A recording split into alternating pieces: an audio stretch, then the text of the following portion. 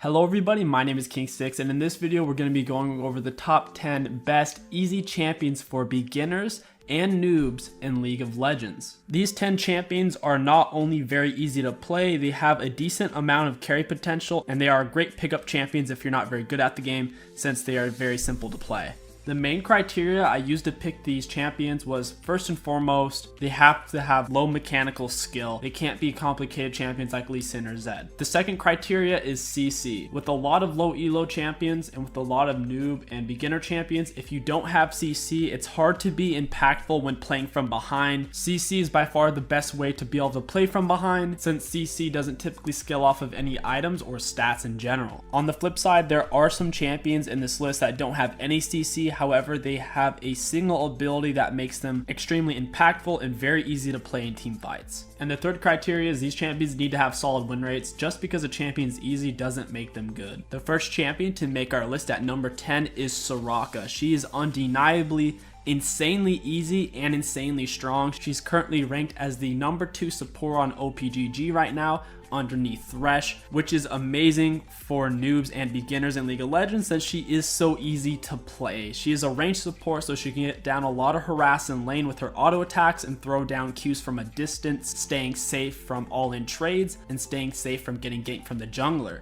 Her point and click kill makes it very easy for her and her AD carry to out-sustain the enemy duo as long as they're not forcing any all-ins. To top everything off, Soraka's ult gives her and all of her teammates instant HP no matter where they are on the map. Even a monkey can press that button. The reason Soraka only makes number 10 on our list is because if she's not positioned somewhat correctly, it's very easy for her to die since she doesn't have any dashes and she doesn't have very good self-pill. At number 9 on our list, we have Miss Fortune. She's going to be the only AD carry I'm including in this list since currently AD carries are in a bit of a weird spot. Miss Fortune has been consistently easy since her conception. She doesn't rely on building that much attack speed if any at all, so it makes her very easy to kite with since you don't have to click very quickly. Not only that, but with her large on-hit damage due to her passive and Q, which is point and click, she can get down consistent damage without really having to do anything fancy. In team fights, you don't have to position that great. All you have to do is simply wait for the enemy team to engage on your team or for your team to engage on the enemy team and wait for the enemy team to turn around. And then you pop your ultimate. Very simple. Your ultimate just melts through everything. In lane phase, MF is relatively safe since you can just auto the enemies once and back off, or bounce a Q off of a minion. Miss Fortune's safe laning phase and easy to use high impact ultimate lands her comfortably at number 9 on this list. However, due to the fact that she doesn't have any real CC, that is what's restraining her from being higher up on this list. The number 8 champion on our list, I reluctantly put on here and I only did it because he's just so damn easy for people who are genuinely terrible at League of Legends. And I'm not saying that as a slam, I'm saying that just simply as a matter of fact. And that champion is Amumu. He's melee. All of his spells are melee except for his Q, which is a ranged skill shot, which is his only gap closer. Clearing camps on him is extremely straightforward. There's really no mechanics to it. You just leave on your W, you press E every time it comes up, and if it is a solo monster camp, you use your Q whenever it's up. Simple enough. And on Amumu, in team fights, you just try to hit as many people with your ultimate as possible, typically after you land your Q. The reason why I didn't want to include Amumu is because his early game is highly punishable by better players, and his late game scalability can be questionable if you're not landing really good AoE ultimates. With that being said, though, if you're new to the game or if you're playing in lower elo, you should be able to play around that with ease since enemy junglers don't know how to abuse him very well. Jungle is already a very complicated and unique role, which is the solidifying reason why Amumu is number 8 on our list. Number 7 on our list, we have Malzahar, arguably one of the top 5 easiest champions to farm on in the mid game. He is a point and click monster with only one real skill shot, which is very easy to land if you use it properly with your ultimate. You just throw it down, start your ulti, and then they can't move out of it since your ultimate is instant cast and point and click. Malzahar dominates the lane phase with the options to either freeze wave or shove wave at will due to his long range farming and capabilities to shove if the enemy laner temporarily leaves. In the mid and late game, he can easily set up plays just by pressing R, flash R, just waiting for one person on the enemy team to make a mistake and be out of position. Malzahar can instantly and consistently capitalize on that with just a click of a button. If you enjoy mid lane and you're new to the game or you're just not very good at League of Legends, you should start playing Malzahar right away. You won't regret it. At number 7 on our list, we have Pantheon. With his point and click Q, Pantheon asserts a dominance over 90% of enemy top laners, especially in lower elo. People don't know how to play against it. They'll still step up for CS, or eventually they'll get annoyed and try to all in you whenever you have an HP advantage. With Pantheon's constant point and click Q pokes, you can set up all-ins and even dives solo. After getting the enemies low, your punish will be consistent and strong due to your point and click stun and gap closer on your W. After you consistently win lane phase, you can then proceed to either take turret, or you have the option of using your ultimate to roam either mid lane or bot lane. If you just got to kill top lane or took turret, you'd usually ult mid lane, or if you base, then you could go easily ult bot lane and possibly pick up a double kill and another turret. As long as the tank meta doesn't come back anytime soon, Pantheon will remain an amazing pick for beginners and noobs in League of Legends. At number 5 on our list, we have Malphite. Malphite is an extremely unique melee fighter tank who can be flexed in the top lane, jungle, mid, and support. He is dominantly played as a top laner though, due to his low clear speed as a jungler and low impact as a support pre-level 6. On occasion you will see him play mid lane, but he's typically played as an AP assassin, and we're not really going to be referring to that in this video.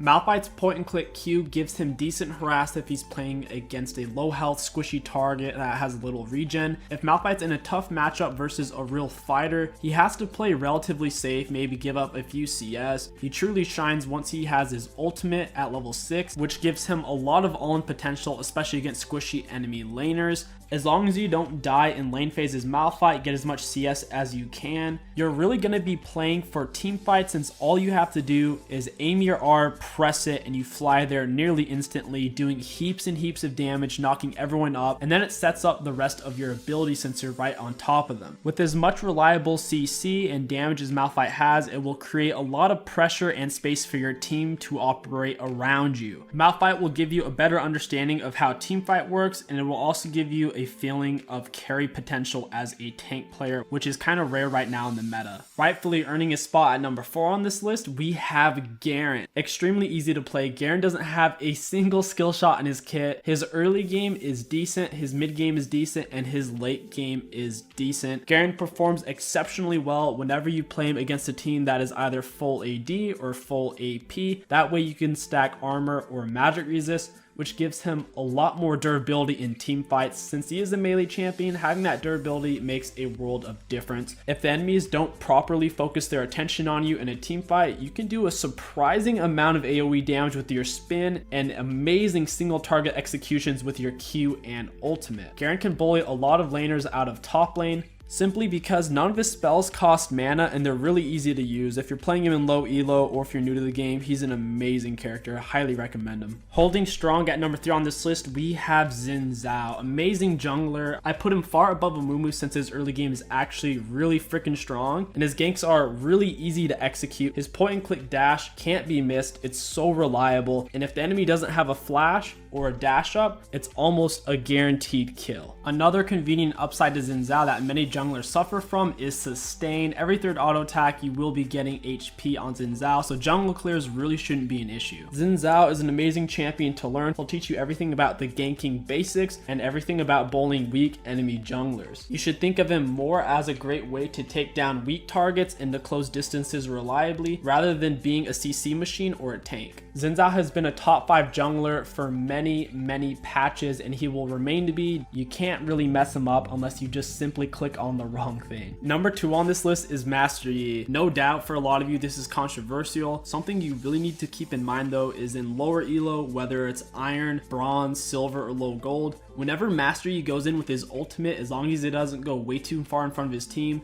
people don't know how to handle it. They'll usually start running around like freaking chickens and getting killed one by one as Master Yi points and clicks his way to a pentakill. Master Yi is only comfortably played as a jungler. His lane phase isn't good if you play him as a top, mid, or AD carry. It's just very inconsistent. As a jungler, Master Yi gets consistent gold from monster camps, and he has relatively high base damage, so if he does run against a strong early game jungler on the enemy team such as Lee Sin or Xin Zhao, he can usually 1v1 them, especially if Master Yi can get the drop on them or if they waste an ability. Master Yi's most difficult aspect is by far his Q. It's a great gap closer, but it's an even better way to dodge abilities. Once you get the hang of this, Master Yi should be extremely easy for you and a very consistent pick. And at number 1 on this list, we have Annie. She has 2 different potential AoE stuns and a guaranteed point and click stun as well. She has extremely safe farming from range, one of the highest based auto attack ranges in the game, and a mana refund on her Q. So if you are new to the game, farming will be very difficult for you on most champions, but with Annie, it is a breeze. You don't even have to go for big plays in lane phase to consistently carry.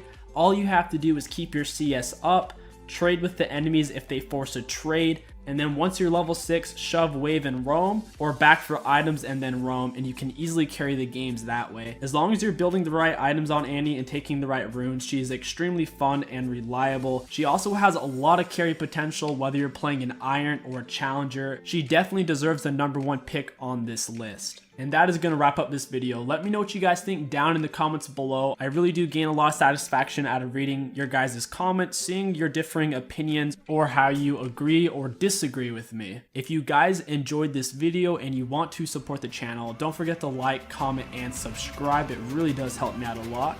My name is King6. Thank you for watching, and I'll catch you guys next time.